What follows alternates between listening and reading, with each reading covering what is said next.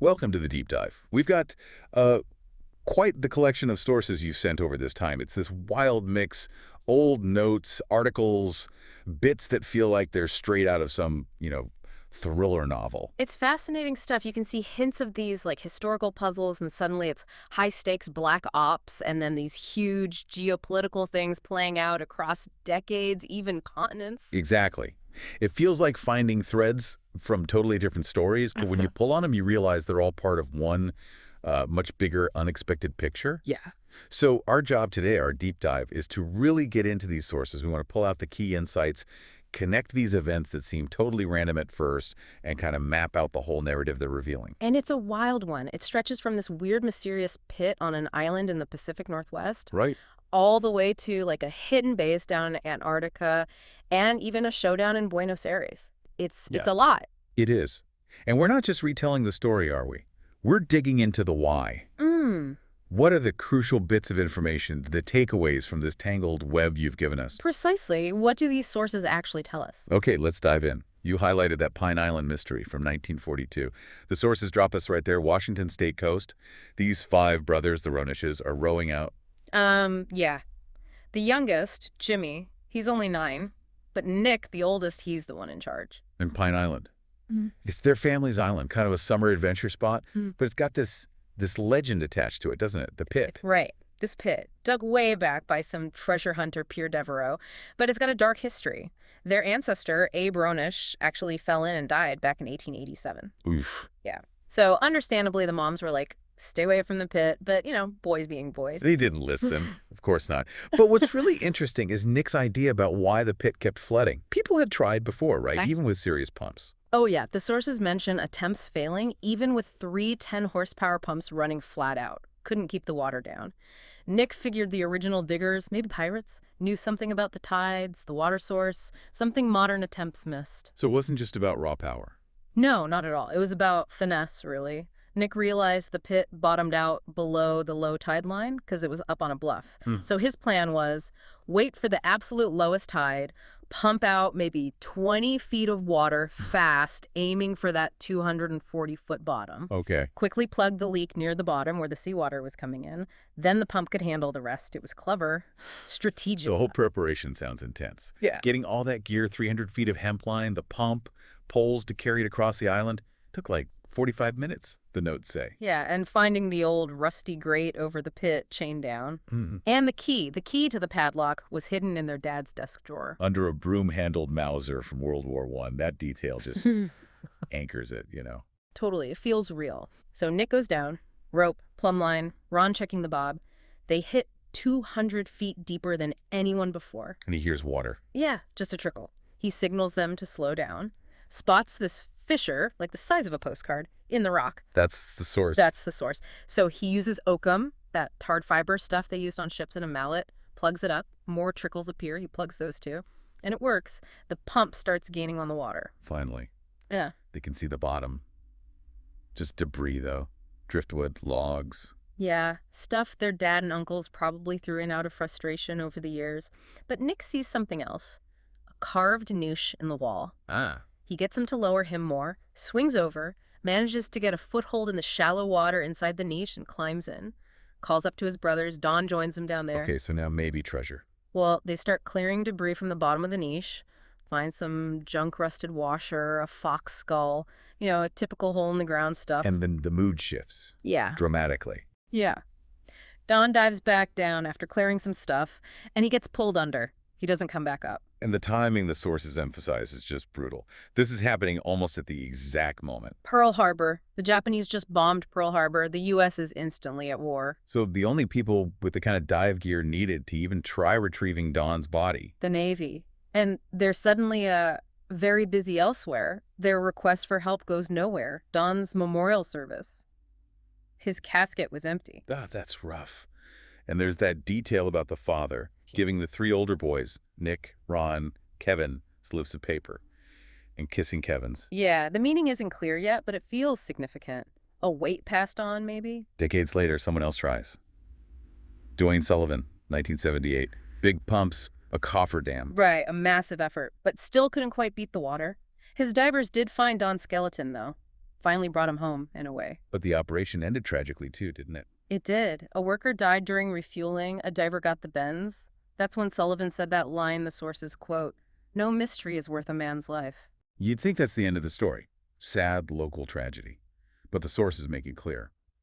This pit, this failed treasure hunt, it's not over. Not by a long shot. It connects directly to something much, much bigger. Something happening, well, now in the timeline of these documents. The past is definitely not dead here. Okay, so from that cold case on Pine Island, the sources just, bam, throw us into a totally different world, near the Paraguay-Argentine border. Right. We meet Juan Cabrillo and his team. They operate off this ship, the Oregon, which looks like a rusty old tramp freighter. Yeah. Isn't. It's a high-tech base disguised as junk, and right now they're unloading stolen cars in Brazil as cover.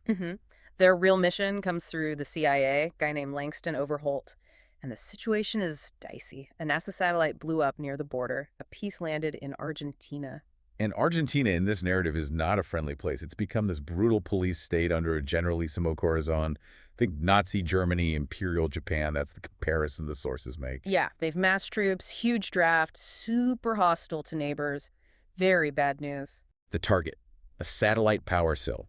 Tiny bit of plutonium inside, safe unless you, eat it, apparently. Yeah. But it is slightly radioactive, detectable. And the Argentines don't know about the plutonium yet. That's the key. Overholt spells out the stakes. If Corazon finds it, he gets weapons-grade plutonium. Big problem. Plus, the U.S. looks incredibly negligent. So the mission has to be ultra quiet, sneak in, grab it, sneak out, and no U.S. military help. The president is apparently reluctant after some debacle in Libya. Which means Cabrillo's team, the corporation, is completely on their own. Their plan is bold. Go in via the river from Paraguay, but disguised as the Argentine 9th Brigade. Corazon's personal death squad, basically. Nasty reputation. They fly a RHIB, one of those fast inflatable boats with a solid hull, into Paraguay, truck it to some remote town, and launch way upriver from the border. The journey downriver sounds intense. Swimming at first, black gear, trying to look like logs floating by, submerging when they near villages. Pitch dark, spooky river, but the sources mentioned the stars were incredible. A weird contrast. Approaching the border, they see a glow. Paraguay side, sleepy.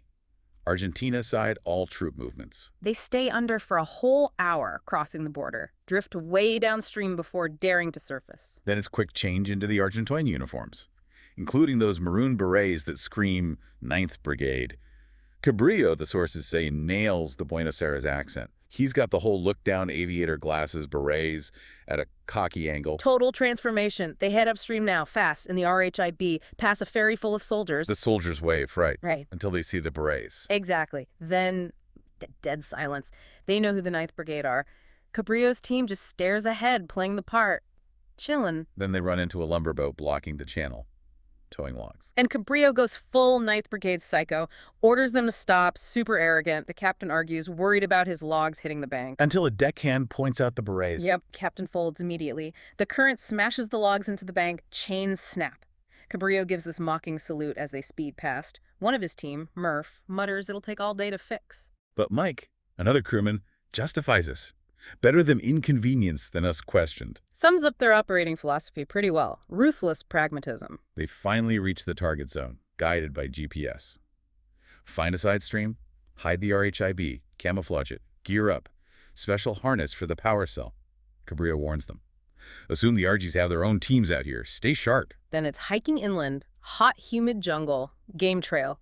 Cabrillo feels the physical toll but pushes through. Smells logging smoke. Here's a bird cry. Wonders if it's just a bird or, people. They hear helicopters overhead, muffled by the trees, heading their way. The ground starts rising. They stumble into this logging area, total slash and burn wasteland. Excavators, saws going. And then that crazy near miss. Cabrillo sprints onto a dirt road just as a semi-trailer hauling logs roars past. The stakes on the side flash inches from his face. He dives out of the way. Mike says, "Close one." They dash across, Mike quickly erasing their footprints. Close indeed. They pull out the detector, military gamma detector, black box, needle, red light. Mark gets a faint signal. They're close. Cabrillo uses binoculars. Spots the Argentines up ahead on the mountain. A loading area trailer, logging trucks, and the 2 helicopters they heard earlier. Soldiers' information, officers talking to the loggers, and there, at their feet, a piece of charred metal. Definitely satellite debris. And the loggers are pointing up the mountain. That's the moment. Juan gets it. The loggers found this piece, called the Army, and now they're saying another piece went higher up. Mark's detector signal confirms it fake, but pointing the same way. And then General Espinosa shows up, a guy they know from their briefing intel, orders his men up the mountain. It's a race, pure and simple. Cabrillo's team goes hard, but quiet, trying to beat the Argentines climbing the slope. Helicopters overhead force them to stop and hide periodically. Juan's pushing himself. The source mentions a 6-minute mile pace even here. Mike keeps up, but Mark and Jerry are falling behind. They reach the spot. Juan sees soldiers digging. 6 of them. But he only sees 5. Right. The invisible man. A hidden sentry. Juan signals halted. He decides knives are the only way. Tries to figure out where the 6th guy is hidden. Maybe over at 10 o'clock where the cover's thin. Draws his knife. Starts to move. And suddenly, voices, lots of them, shouting, laughing. Yeah, a dozen or more. More soldiers, more loggers crashing through the jungle towards the dig site. Someone must have radioed the exact spot down. Any attack now is suicide. Total suicide.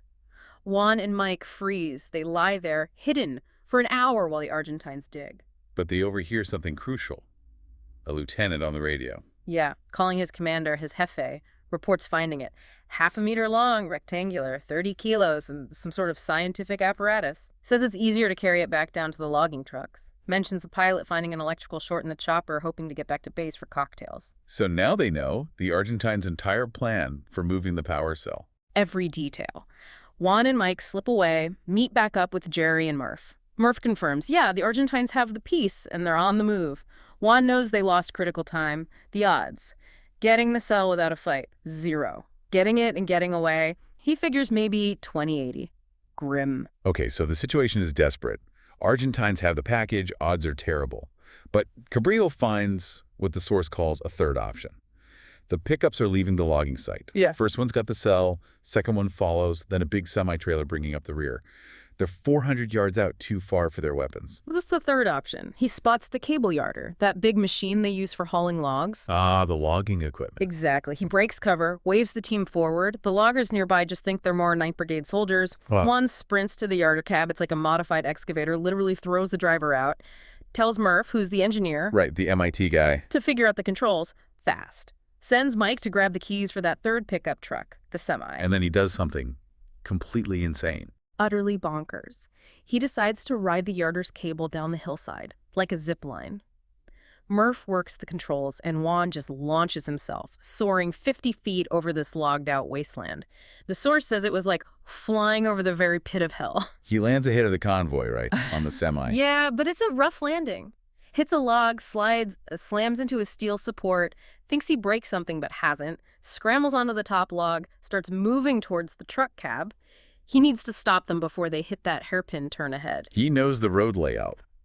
Straight for a mile, then that turn with a huge drop. 200-foot drop. He's timing it, watching the wheels, the road below, reaches the cab door, checks it's unlatched. And jumps. He yanks the steering wheel hard right, then throws himself out of the cab, tumbles, somehow lands on his feet. The semi swerves, teeters on the edge, then rolls right off the road, crashes into a massive tree stump below. Huge mess steam, flying glass. And that starts a chain reaction. Big time. The first pickup driver, Hector, slams his brakes. Jimenez, in the second pickup, smashes right into him. There's a sergeant in the bed of the first truck. He gets launched through the windshield, then crushed by a falling log from the wrecked semi. Jesus. Jimenez's truck gets knocked sideways, hit by more logs, engine stalls, and it just starts flipping end over end down the slope. Men thrown everywhere. Amazingly, Jimenez himself stays strapped in his seat through the whole thing. Chaos. But the power cell. They find it in the wreckage of Jimenez's flip truck. Mark grabs it, checks it with the detector. It's clean, safe to handle. Pulaski cracks a joke about hoping it doesn't have tentacles. Got to break the tension somehow. But down below. Pandemonium. The main Argentine camp realizes something's gone very wrong. Reserves are starting to charge up the mountain. They have to get out, like, now. Juan's next plan. Use one of the Argentine helicopters parked down at the base camp. But Mike, their pilot, he's hesitant, right? Yeah. Says he's only soloed twice, admits he bent a landing strut on one of those flights. Not exactly confidence-inspiring. Juan glances at Jerry, basically asks if he wants to hump the 30-kilo cell through the jungle. Jerry's like, hell no. Pretty much. So Mike agrees. Okay, I'll fly the damn thing. So they get to the choppers. Juan puts his pistol to one pilot's head. Start the engines now. Mike covers him. Jerry secures the cell inside. But the second pilot, who is on the ground, pulls his own gun. Jerry sees him, yells Juan's name, just a split-second distraction. That saves his life, the source says. Allows Juan to react. Double tap, center mass, second pilot down. Mike grabs the controls, twists the throttle, and they lift off just as all hell breaks loose below. Mike's shot at the first pilot. It was close. Extremely close. Passed right by his eyes. Juan checks on the others. How bad? Jerry's hit. Arm clamped to his stomach, blood on his chin. He tries to downplay it. I ain't going anywhere, but Juan knows he's lying. Down on the ground, Major Espinosa figures out they're stealing his ride. He starts firing his pistol. Guys in a truck bed open up with machine pistols. It's a hail of bullets. Source estimates nearly 200 rounds fired at the chopper. Mike yells, "Incoming!" And the chopper takes hits. Oh, yeah. Bad ones. You hear rounds tearing through the fuselage, sizzling holes, an ominous clang when they hit the engine housing. Warning lights flash, engine temp rising, oil pressure dropping. They've lost an oil line, losing fuel fast. The chopper lurches violently. The pilot confirmed it. They're going down. No safe landing spot in the jungle, none on the river. And that's when Jerry makes his call. Injured, knowing capture means torture by the 9th Brigade. He pulls out Semtex, a detonator, offers himself. Give me one last shot. Oh, man. The team has to leave him. The hardest decision, Mike pleads Juan's nickname, Jerry's firm. Not this time, bud. I don't have it in me. Mark says, give him hell, Jer. Mike's in tears. Goodbye. They have to go. Grab the cell, head for the RHIB, waypoint Delta on the GPS. The cell is heavy. But the guilt is heavier, abandoning Jerry like that, so he could basically commit suicide by enemy fire. It's brutal. They make it back to the RHIB an hour later. It's untouched, amazingly. Lash down the power cell, head north, flat out over 40 knots. Mike watches the sky. Juan and Mark watch the riverbanks. They know the border won't be clear. And it isn't. 2 Boston whalers, Argentine Border Patrol, come after them. Juan cranks the RHIB hard, slams the throttles. That boat can get up on plane incredibly fast. What follows is pure chaos on the water. Jimenez, the Argentine officer who survived the truck crash, is watching from that damaged chopper overhead before it finally goes down. He sees the first whaler just barrel roll and sink. Wow. The second one tries to cut them off, misjudges, and rams the riverbank head on. Folds like an aluminum can, the source says. Outboards rip off, crew goes flying. Jimenez doesn't even care if they're dead or alive. He's fixated on the RHIB. But then he sees something unexpected on the riverbank. It's Jerry, the guy Jimenez thought was dying. He's on one knee, and behind him, a Stinger missile launcher. Range is less than 200 feet. Jimenez screams at his pilot, spin around. Too late. Stinger fires. Hits the chopper. It goes down. Jimenez survives again, swims ashore, hands burned. Jerry got his last shot. He did? Juan shouts, nice shot, into his comms. That was for Jerry. Reloads the Stinger, just in case. Mark asks us about the plan. Juan gets on the sat phone to Max Hanley, back on the organ. Max's reaction must have been devastating. Yeah. Juan reports, we got it. Jerry paid the butcher's bill on this one. Oh. Max is just stunned. Oh, Jesus, no. How? Juan's response is pure pragmatism. Does it really matter? Max offers time off Rio beaches. But Juan's thinking about something else, something Mark mentioned. Finding closure for the families of that lost Blump crew. That feels more important. They look at the power cell again, back on the Oregon. Mark points out the damage. 2 clear bullet holes. But the third mark is weird. Not enough force from the truck crash. Which leads them back to the initial satellite explosion. Could that have caused the third ding? Mark takes it further. This is the top. It was protected. He thinks the satellite wasn't just an accident, it was shot down by a weapon that only 2 countries. The U.S. Juan finishes the thought, connecting it to the whole context. And China.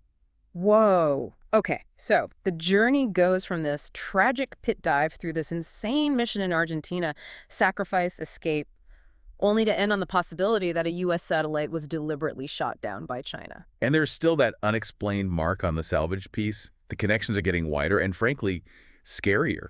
This isn't just about some lost plutonium anymore. No, it feels like the tip of a much larger iceberg. And speaking of ice, the sources shift again, dramatically, to Antarctica. Yeah, the Wilson George Research Station. Isolated storm raging. The sky screamed, is how the source puts it. Snow blowing everywhere. Makes you feel how tiny humanity is there. And inside, things are wrong. Gina, the cook, hears this weird sound from one guy's room, Andy Gangle, describes it as having a reptilian quality, a dry, rasping hiss. Creepy. She ignores it, though. Yeah. Thinks Andy's just being difficult. He'd alienated everyone. You reap what you sow. she figures. But Andy, he's got these weird, bulging eyes, the source notes. He's hurt, bleeding finger, bloody mouth, and he decides he needs to find what he needed to carry out his plan. Ominous. Then we get this scene. Bill Harris, another crew member, is on a webcam call with a NASA psychiatrist, Dr. Tom Parker, doing a routine mental health check-in. They're talking about the mood, everyone's down, stuck by this massive storm blanketing most of Antarctica. Andy's keeping to himself. Parker asks Bill, hypothetically, what if someone refused to work? Bill gives a standard answer, make sure they pull their weight. And then, horror, live on webcam. Bill hears a sound. Later analysis suggests a 75% chance it was a gunshot. He goes to check. Something blurs past the doorway. Bill stumbles back into view. Then something hits the webcam lens, a blob of blood. It blocks the view, turns it purplish, then red as it slowly oozes down. Bill's gone. You hear a woman scream, cut off suddenly. Then another indistinct blur, looks like a man, passes the doorway again. Oh my God. Parker, the psychiatrist watching this. He reacts fast. Saves the recording, emails backups, alerts his boss. He believes it was a gunshot. Contacts McMurdo Station planes grounded.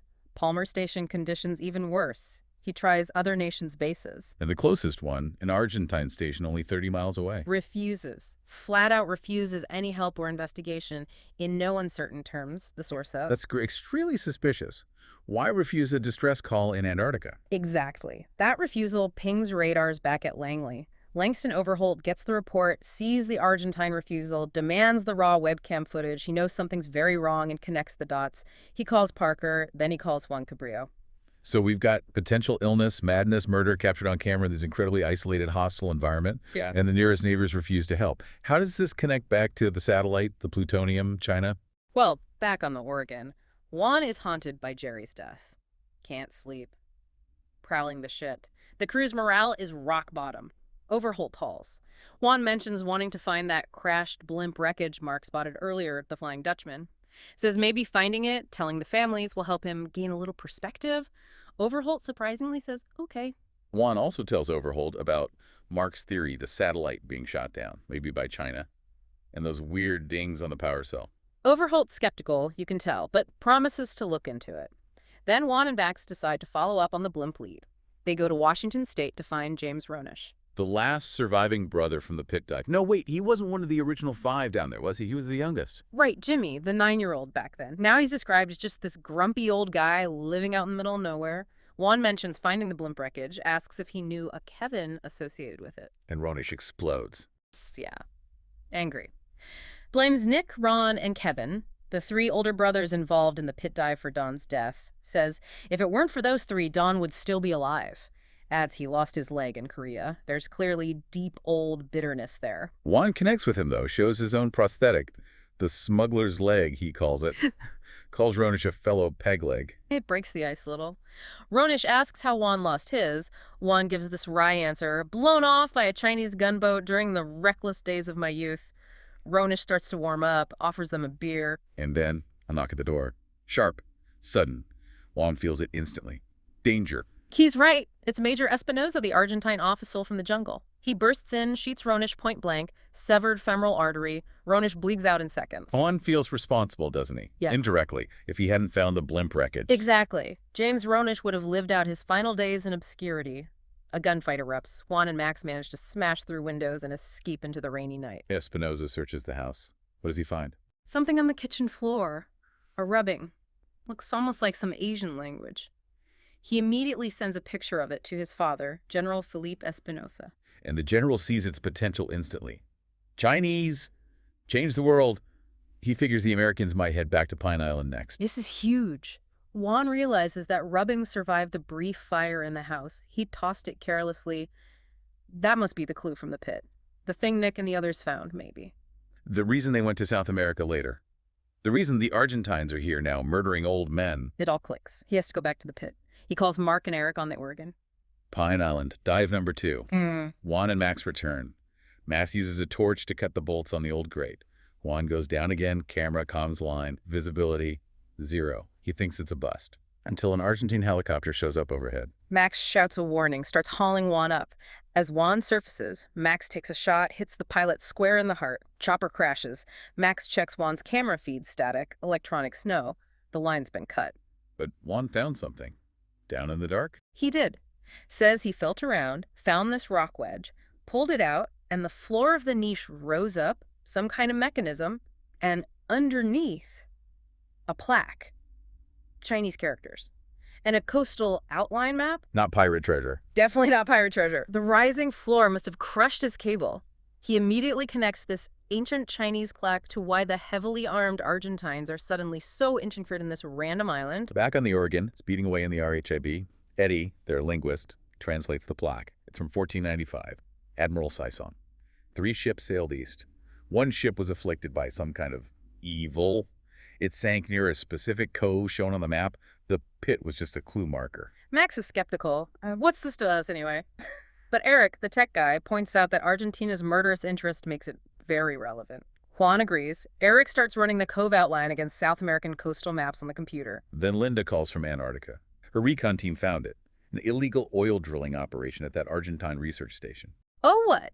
Juan asks, incredulous. Linda confirms apparently they don't care about the Antarctic Treaty. She has photographic proof. Juan orders the Oregon out of Antarctic waters immediately. They have a prior contract in South Africa. But Juan's mind is racing.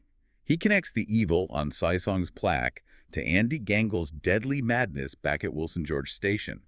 He asks Perlmutter, their historian-researcher, to find an expert on ancient Chinese shipwrecks. Perlmutter finds Dr. Tamara Wright. Only problem, she's currently on a Mississippi riverboat cruise.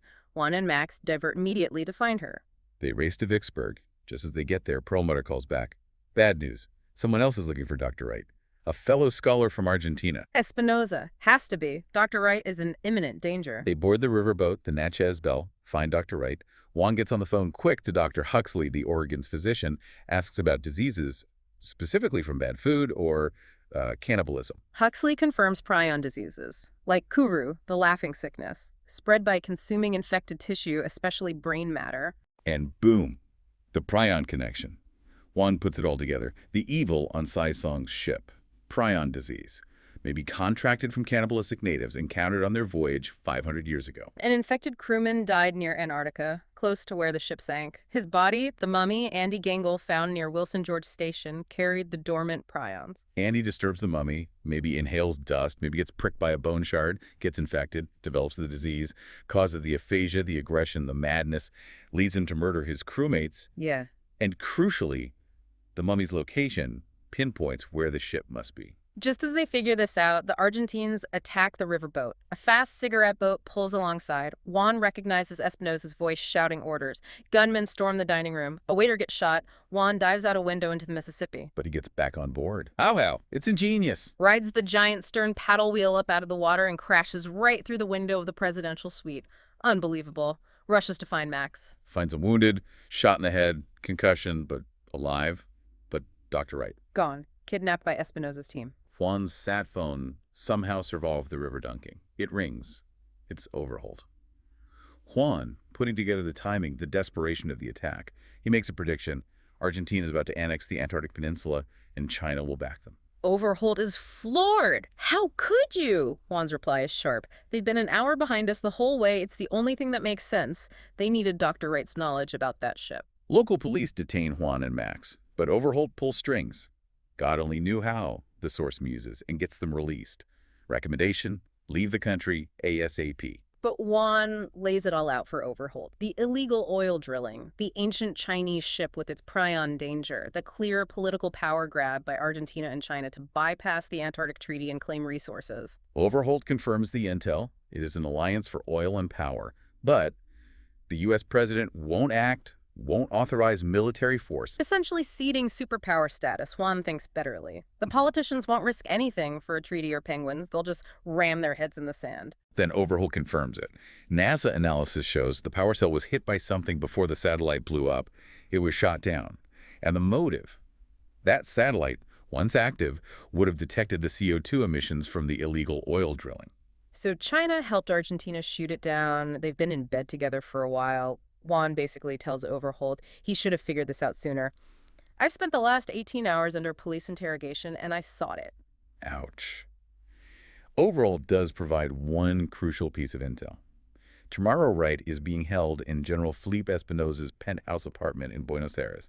swanky part of town, being interrogated by the general himself and that creepy Chinese guy named Sun. Juan's had enough. Disgusted by U.S. inaction, he makes the call. He is going to rescue Tamara, tells Max they're ignoring the advice to leave, they're renting a plane. Destination, Buenos Aires. He calls Eric Stone back on the Oregon, tells him to stop the computer search for that cove outlined from the plaque. He knows where it is, because I'm the chairman. The location where the infected mummy was found, near Wilson, George, that is the location of the sunken ship. It has to be.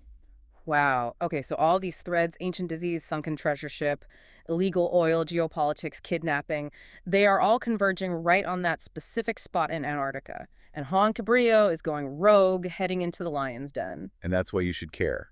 The fate of an entire continent, global power balances, resource wars, it's all tangled up in this 500-year-old maritime mystery and a terrifying disease. The narrative then jumps right into that Antarctic convergence. We're at the Argentine oil terminal codenamed Crystal Palace. Major Jorge Espinosa, the son, and Lieutenant Jimenez arrive. Greeted by the director, Luis Larreta. And the scale of this place is staggering. Hidden under the ice, 400 men growing, built over 2 years, camouflaged mats, through satellites, Kevlar buildings, hidden docks, fake icebergs, all powered by a captured natural gas field, a secret city. They've also got hostages. Foreign scientists kidnapped from other bases, kept in a shed as human shields, and the Chinese search team is there, prepping a workboat. Then the big news. Li Fong, the lead Chinese scientist, confirms it. They found it. The Silent Sea. The stern of one of the biggest junks ever built, he says, shows a blurry picture on his PDA. Loretta's thrilled. Jorge Espinosa, not so much. He seems wary. Fong explains the storm prevented them from transmitting the news earlier. Jorge Espinosa has this bad feeling, though. He's convinced the Americans will use the storm cover to attack. Orders patrols doubled, especially on the hostages. Fong mentions that derelict ship the Oregon's disguise drifted off, lifting badly. Looks like it'll sink. Jorge regrets not sinking it himself earlier, but hopes the storm finishes the job. Still, that nagging feeling, something isn't right. He's not wrong. Out in the storm, the Oregon is very much active. Mike Trono's team finished planting explosives high up on the glacier overlooking the bay where the Silent Sea was found. The plan, trigger a massive calving event, an ice avalanche to sweep the wreck away, burying it for good. And Linda Ross found that old Norwegian whaling graveyard. Grim, but necessary. It provides the bones for Juan's Plan B. A plan to ensure they don't have to abandon the hostages if things go south during the rescue. Max takes a team with a high-pressure pump to saw the permafrost and retrieve the bones. Meanwhile, Juan prepares for the main infiltration. He's going to dive into the day using the Nomad mini-sub. Linda piloting, Eddie acting as dive master, stealth gear, umbilical connection back to the Oregon. The objective, sneak up to the Argentine cruiser dock there, the Admiral Guillermo Brown, attach the Oregon's heavy tow cable to it, secretly remove the linchpin holding its anchor chain. So the Oregon can literally pull the cruiser away from the dock as a massive diversion. Exactly. The dive is tense, scraping along under the dock, then under the cruiser's hull in the shallow, murky water. Juan uses a rubber mallet on the linchpin to keep it quiet, welds pad-eyes, strong metal loops onto the hull with a portable underwater welder, threads the tow cable through, attaches an explosive charge designed to release the cable later. The cruiser is now tethered, held only by its anchor chain locked by that weakened pin. The storm gets worse. Perfect cover. Juan and Link get ready for the hostage rescue part. They have to cram 21 people into a sub built for 10. They're all bundled in captured Argentine cold weather gear. They load extra parkas and those Norwegian bones. The Nomad launches back into the churning water. As they pass the Admiral Brown again, they hear its main engines rumble to life. Oh boy. Espinosa's paranoia is paying off. He's got the ship ready. Juan hears it through the sub's hull. I don't take it as a good omen, he mutters. They surface under the main dock. Storm noise covers them. But problem. Guards. 3 on the dock, right above them. More patrolling everywhere. Espinosa definitely anticipated an attack. The original plan is shot. They need a new one fast. Max, on the Oregon, will start the cruiser diversion. Juan decides he needs to infiltrate the gas plant, the heart of the base's power. Eddie and Link will make the run for the prisoner's shed. Go time. They crawl into position. Juan heads for the gas plant. Gets challenged by a guard. Code word is Cayman. Juan blanks. Can't think of a South American animal. The guard assumes he's deserting, tells him to come out. Right then, Max starts the diversion. The Oregon's powerful engines start purring sweetly, taking up the slack on the tow cable connected to the cruiser. Inside the plant, Juan manages to slap an explosive charge onto a main gas line rigged with a motion sensor. Just then, Jorge Espinosa himself enters with Sergeant Lugones, searching for the intruder. Juan ducks into hiding, whispers into his comms to Max, "I might be blown, but don't stop." The tug of war begins offshore. Eric Stone, piloting the Oregon, pours on the power. The tow cable goes taut. The massive cruiser groans, shifts, then slams hard against its own anchor chain. Eric gives it more juice. The linchpin holds? Barely. Then the pad eyes Juan welded start to pop off the hull. Pink, pink. Metal shrieking. And then the storm intervenes. Yeah. The wind howls, gusting stronger than ever. The cruiser captain loses control. The ship starts sliding sideways, crabbing in the wind. It's being pulled by the Oregon and pushed by the hurricane-force winds. Oh, no. Straight towards the gas plant on the shore. It's gonna hit. Crash. The cruiser slams into the gas processing facility. The explosion is colossal. Fireball lights up the Antarctic night. Espinosa and Lugones are caught right inside. What about Juan? He was in there too. He's caught in the blast. Flying debris. He's hit hard, crippled, the source says. Espinosa, somehow still alive, though badly injured, finds him in the wreckage. Sneers, "Not so tough now." Juan, struggling, uses Espinosa's own grip, his arrogance, twists, snaps his neck, shoots the dazed Sergeant Lugones. He's alive, but trapped. He needs to get out and free the Oregon. He drags himself to the tow cable connection point on the ruined cruiser, triggers the explosive release charge he'd planted earlier. The Oregon is free. Back on the Oregon, Mark Murphy gets the signal. He triggers Mike Chronos charges up on the glacier. A massive section calves off, roaring down into the bay, creating a huge wave aimed right at the spot where the silent sea wreck lies. While this is happening, Eddie and Link make their move on the prison shed. They grab the hostages, hustle them out. Eddie uses flammable jelly to set the building's vestibule on fire, covering their retreat. They get the scientists back to the Nomad sub. One scientist was shot in the leg during the escape. A doctor among the hostages starts treating him immediately. Eddie radios Max on the Oregon. They're loaded, ready to submerge. Max asks the question, "Juan?" Eddie has to report he isn't here. Max is crushed. He assumes Juan died in the plant explosion, sacrificed himself. Tells Eddie, "Wait. Every second you can spare." They wait 12 agonizing minutes. No sign of Juan. The Nomad finally submerges, leaving the chaos behind. So the mission succeeded, technically. Base crippled, cruiser wrecked, ancient ship probably gone. But the crew thinks they've lost their leader. That's the assumption. Cut to 36 hours later, the storm finally breaks enough for an Argentine C-130 to land. The scene at the base is bleak. Survivors huddled together, freezing now that the gas plant is gone. The damaged cruiser, the Admiral Brown, has taken on over 200 evacuees. General Felipe Espinosa arrives. He looks like he's aged a decade overnight. First thing he asks Jimenez, "My son, Jorge." Jimenez has to deliver the bad news. Jorge is missing. Last seen entering the gas plant with 3 others just before it blew, presumed dead. And then the general drops another bombshell in Jimenez, a personal one. His own wife, Maxine, has left him, met by French intelligence agents in Paris. She is a spy. Jimenez realizes instantly. Maxine must have been feeding intel to the French, who likely passed it to the Americans. She was how they knew where Professor Wright was being held in Buenos Aires. He'd been used. The damage assessment is grim. Some oil rigs are still pumping, but without the gas plant, they can't process it or power the base effectively. They need portable equipment flown in. That derelict ship, the Oregon's disguise, floated off in the storm, presumed sunk, an unexplained anomaly. And the prize, the Silent Sea. Jimenez confirms the glacier calving triggered a massive wave. Swept the wreck away, they've searched. Nothing found. It's gone. Meanwhile, the Oregon is steaming northwest, heading for that contract in South Africa. The mood is abysmal, like a zombie ship, no soul. Juan's absence is a gaping hole. People are talking about dissolving the corporation. Max isn't stopping them. Mark Murphy feels adrift, watching the family he found possibly break apart. And then Mark gets an email. The subject line. Lonely. Abandoned in the Antarctic. Cabrillo. He's alive. He's alive. He somehow survived the explosion, got out of the plant wreckage, and hiked overland to the now abandoned Wilson George station. Survived on protein bars he always kept hidden in the hollow calf of his prosthetic leg, his smuggler's leg. Found a working generator and food supplies there.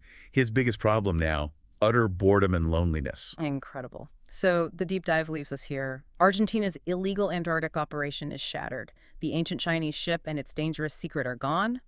The hostages are safe.